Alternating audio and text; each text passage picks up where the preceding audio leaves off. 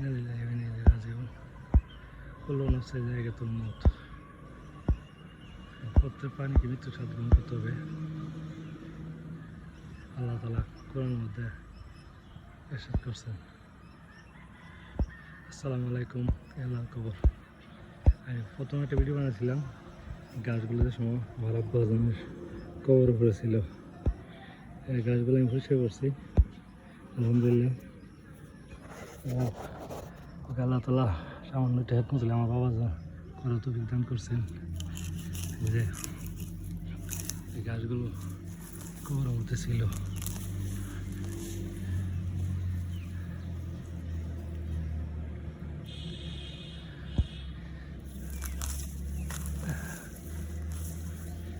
এটি হচ্ছে আমার বাবার পায়ের দিক। আমি বা যেরকম ক্লান্ত থাকতো আমার বলতো যে তোর হাতের পাও টিপা দিলে আমার আরাম লাগে। আমি আমার আবার পাও টিপা দিতাম, মাথা বানাই দিতাম। দেখ আল্লাহ তাআলা আমার আবার বলতো যে মাফ করিয়া জানাতে ফেরদৌস উত্তম দান করুক। আমিন। সবাই আমার আব্বার জন্য দোয়া করবেন, প্লাস সমস্ত কবরবাসীর জন্য দোয়া করবেন। যে এখানে ছোটো ছোটো বাবুর কবর দিছিল। বিসমিল্লাহির রহমানির রহিম। মহরম আলী চেরাগালি, মোহাম্মদ চেরাগালি আমাদের বাড়ির কবরটা। এর পাশে আমার বাগানের কবর।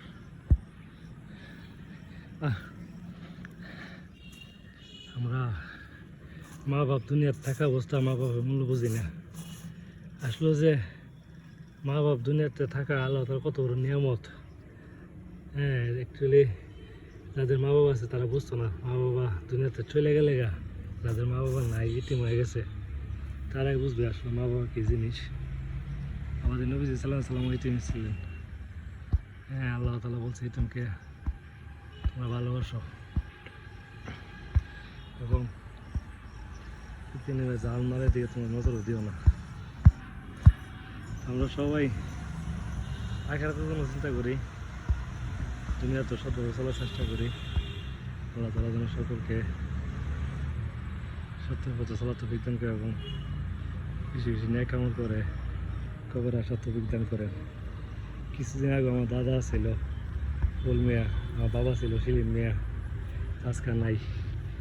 হ্যাঁ, আমার দাদা গ্রামের বড় সর্দার ছিল, আমার আব্বা একজন বড় সর্দার ছিল, কিন্তু আজকে কবরে মাটি হয়ে গেছে। একদিন আমিও আইসা এক কবরের মধ্যে এরকম মাটি হয়ে যাব। কবরের মাটি চিন্তা করছেন? হ্যাঁ, আমাদের সবাইকে একবার না একবার কবরে অবশ্যই আসতে হবে, চরম সত্য।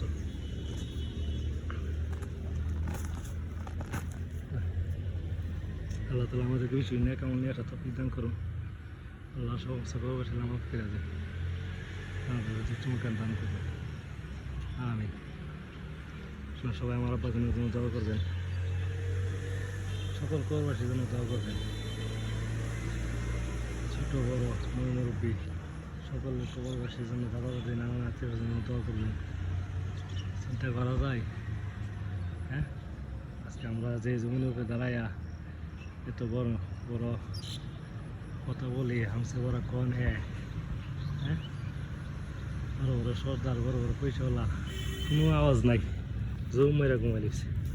সবাইকে একদিন এরকম ভাবে কবরের মধ্যে আইসা ঘুমাইতে হবে।